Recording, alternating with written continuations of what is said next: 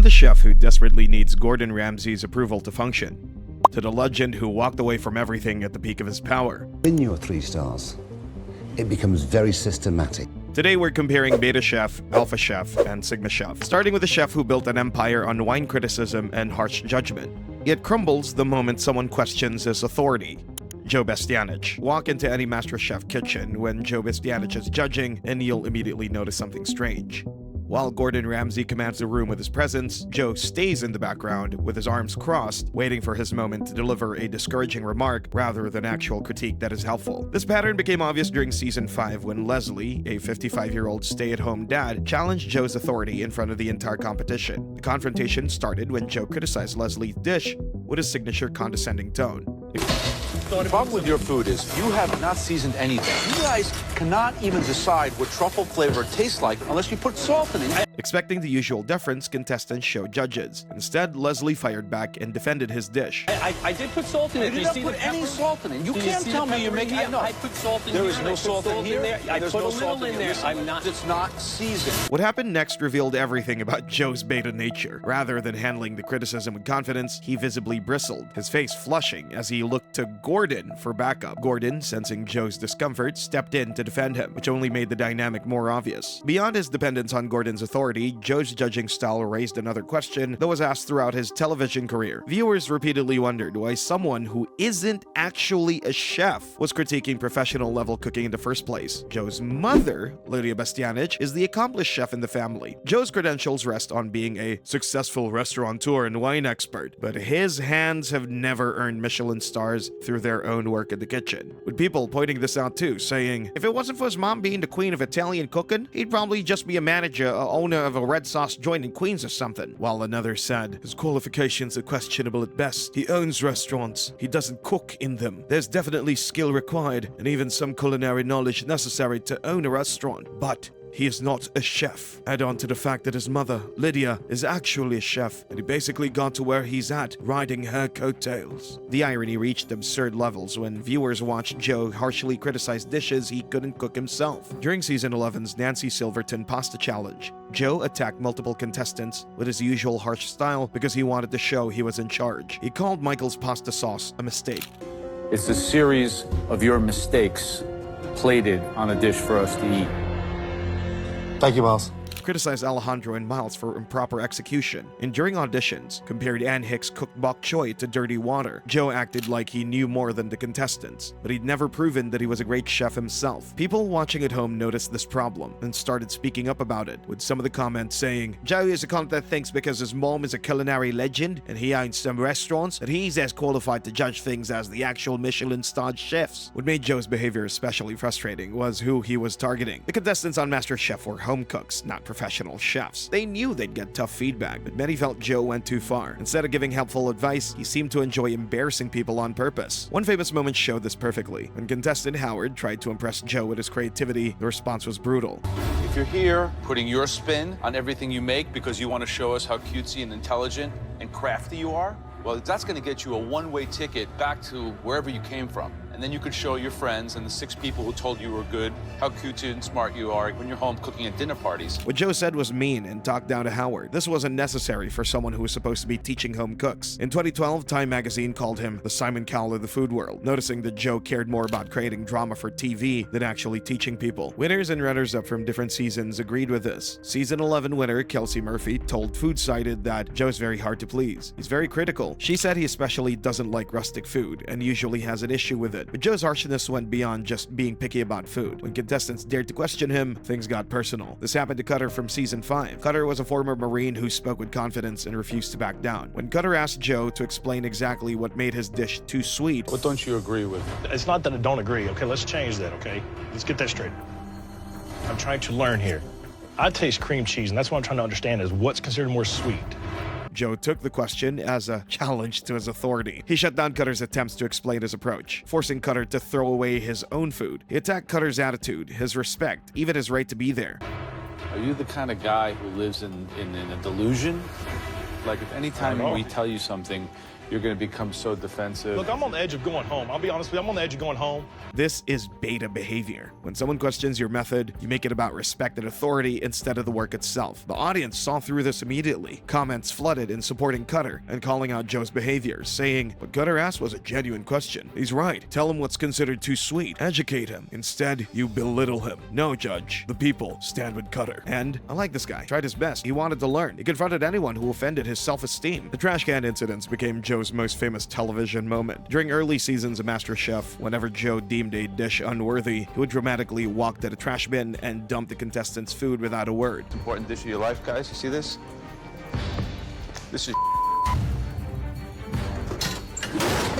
Interestingly, even children found Joe more intimidating than Gordon Ramsay. During the early seasons of MasterChef Junior, when the show brought in young contestants aged 8 to 13, kids repeatedly identified Joe as the scary judge. 12-year-old Molly from Pasadena told IMDb, "The judges are very intimidating." When asked which judge made the most nervous, they pointed to Joe rather than Gordon. Joe's behavior on the Italian version of MasterChef showed an even worse side of him. During a 2018 episode of MasterChef Italia, he visited a nail salon where Chinese women worked. What happened next was deeply inappropriate. He kept correcting how they spoke Italian in a rude, talking down way. Then he asked one worker whether she's had an Italian or Chinese boyfriend. After that, he made clearly racist comments about Chinese men, saying, "I don't know personally. Chinese men, they have some defects sometimes. They're a little short. They're inadequate in certain situations." The worker looked uncomfortable, but Joe pressed forward, insisting, "We need to confront this conversation, because that's the reality." When the footage surfaced and restaurant news site Grub Street called out the racist and sexist nature of his comments, Joe issued a half-hearted apology, saying the comments were in poor taste. This excuse fell apart when Paulina Farrow spoke up. She was a contestant on MasterChef Season 4. She revealed that Joe had called her Filipino dish bad Chinese food during the competition, saying, "Not surprised by this. As a finalist on MasterChef, Joe Bastianich called my Filipino dish bad Chinese food." This proved that Joe's racist behavior was a pattern. Around this time, Joe's business partner Mario Batali faced multiple sexual harassment allegations, leading to a 4-year investigation by the New York Attorney General. The investigation found that Joe and Batali ran restaurants where sexual harassment happened often. The employees who spoke up faced punishment. In 2021, Joe and Mario agreed to pay $600,000 to at least 20 former employees who had been harassed and punished for complaining. Former staff members alleged that he encouraged a boys' club atmosphere and engaged in sleazy behavior that made female employees uncomfortable. When asked about Batali's actions, Joe admitted that he heard Mario say inappropriate things, and he said he should have done more to stop it. This response showed his behavior. He knew bad things were happening, but he let the toxic environment continue, backing away when he faced consequences. The settlement forced B&B Hospitality Group to change its name to Pasta Resources in 2019, but the damage to Joe's reputation was permanent. Viewers who'd already questioned his qualifications now had concrete evidence that his business practices matched his television persona: condescending, problematic, and lacking the substance to justify the attitude. Joe's weakness became even more obvious when you compare him to Gordon Ramsay, the chef who turned perfectionism into a global brand and never needed anyone's approval to get respect. Walk into any kitchen Gordon runs and you immediately understand why people listen to him. He walks straight into the middle of the action because he belongs there and has spent decades earning that spot. It's a fucking restaurant, not a sushi bar.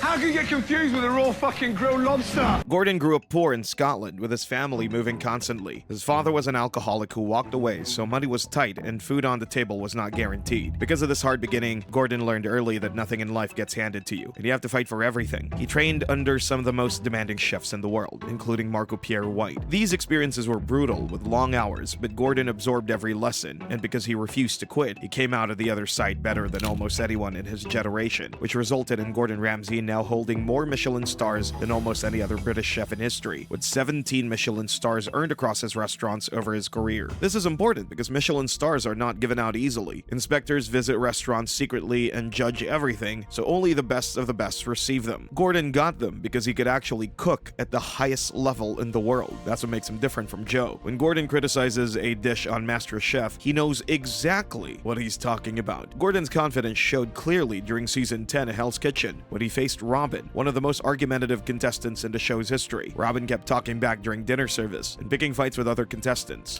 Kimmy, I don't think I'm bitchy at all. Everyone's giving dirty looks. Which means you're in that as well. I just said everybody.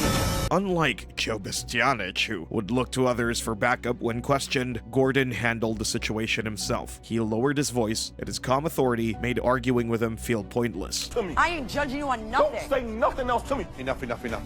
Both of you, Millie, Robin, stop. This approach worked because Gordon's skill and knowledge were undeniable. Robin realized she couldn't win the argument, so she stopped fighting back. Gordon's confidence alone was enough to end the confrontation, without any help from anyone else. But what separated Gordon Ramsay from Joe Bastianich was the consistency of his standards. Ramsay explained in a 2016 interview that the reason he behaves differently on Hell's Kitchen versus Master Chef comes down to who he's dealing with. On Hell's Kitchen, the contestants are professionals. On Master Chef, they're home cooks, firefighters, teachers, bank clerks, so he adjusts accordingly. This consistency shows up behind the cameras too. People who competed on Hell's Kitchen confirmed that Gordon's tough behavior has a purpose. Season 10 winner Christina Wilson told MASH that Gordon only gets really angry when bad food is about to be served to customers, while Season 8's Nona Johnson said the hardest part of being on the show was not laughing at him because he was really funny. Even Anthony Bourdain, who publicly called Hell's Kitchen an exercise in horrible cruelty, made clear that his criticism was of the show's format and not of Gordon Ramsay himself. At a 2008 book signing, he told the audience that Gordon's actually a really sweet, nice guy. When Gordon tells someone their food is bad, he knows what he's talking about. He's done it all himself and has the awards to back it up. This means he could be super tough on people without looking insecure or weak. The famous idiot sandwich moment from a parody sketch perfectly summarizes Gordon's approach.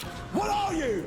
An idiot sandwich. Idiot sandwich what? An idiot sandwich. The contestants' faces fighting back laughter, and Gordon is being deliberately absurd to create a moment so ridiculous it becomes funny. Gordon's alpha nature also shows up in how he handles his failures. In 2008, during the financial crisis, several of his restaurants closed, and he lost a significant amount of money. Gordon was transparent about these losses and went back to work rebuilding. Because he treated failure as information rather than shame, he came back stronger. His restaurant empire today spans dozens of locations across multiple continents. His television presence follows the same pattern with Hell's Kitchen, Kitchen Nightmares, Master Chef, which Gordon has fronted all of them for years. The reason networks keep coming back to him is because he's authentic, and he's very skilled, actually having 17 Michelin stars attached to his name. This is why even children on Master Chef Jr., who feared Joe more than anyone, responded differently to Gordon. He was tough on them too, but kids could feel that he wanted them to succeed, because his toughness came from care rather than ego. Even an 8-year-old could sense the difference. Gordon Ramsay built everything he has by himself from the bottom up, in the hardest kitchens in the world, and that's what makes him alpha. Which brings us to someone who never needed approval from anyone, including Gordon. Someone who looked at the whole game, decided it wasn't worth playing, and walked away at the top.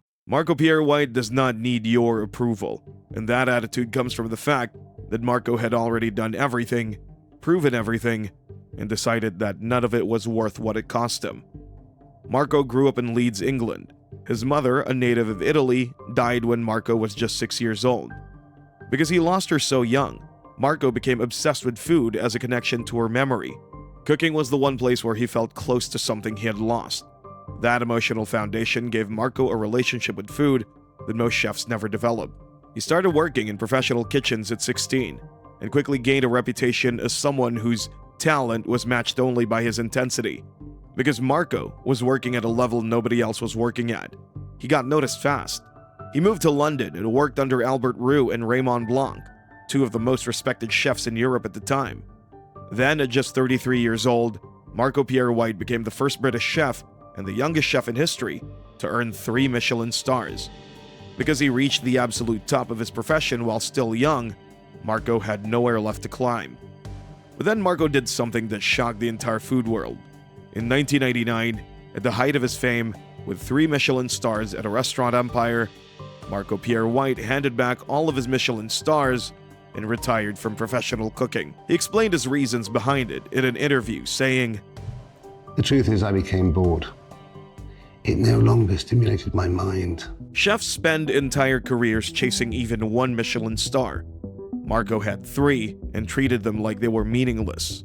Marco's time as a chef was also marked by an intensity that made Gordon Ramsay look calm by comparison. He famously made Gordon cry in the kitchen during his training years because Marco's standard of perfection was so absolute that anything short of it felt like a personal failure. Gordon himself confirmed this publicly, saying Marco reduced him to tears more than once and that those moments were the most important of his career. Because Marco pushed Gordon that hard, Gordon became the chef the world knows today. Marco appeared on shows like Hell's Kitchen USA as a mentor figure, but even in those appearances, Marco carried himself differently from everyone else. While other chefs were performing for the camera, Marco was quiet and still, speaking slowly and calmly. Why don't you take a whole one? Because It's designed to eat with your fingers. Yeah, I know. Is that designed to eat with your Yes, fingers? yeah, There just you to are. pick up Why are you trying to be posh? There's no rules. There's no rules. You're trying to be posh. Well, there is. Viewers who discovered Marco commented, he was one of the best celebrity chefs they had. What separates Marco from everyone else is that he's teaching them life philosophy too. I have made more mistakes as a cook than anybody else I know. There's nothing wrong with making mistakes, he says. Understanding young Marco helps explain how he became who he is today. Back then, he was a completely different person. Young Marco was explosive and dangerous to work with. He threw plates, screamed at people, and even cut their jackets with knives while they were still wearing them. If you made a mistake in his kitchen, he would kick you out without hesitation. But as he achieved success, he became more and more patient, quickly becoming people's favorite chef, achieving his Sigma status. Joe Bastianich needed a famous mother and a powerful business partner just to get a seat at the table. Gordon Ramsay needed 17 Michelin stars and a worldwide television empire to feel secure in who he was. But Marco Pierre White needed none of it. His qualities were enough to get him where he is now.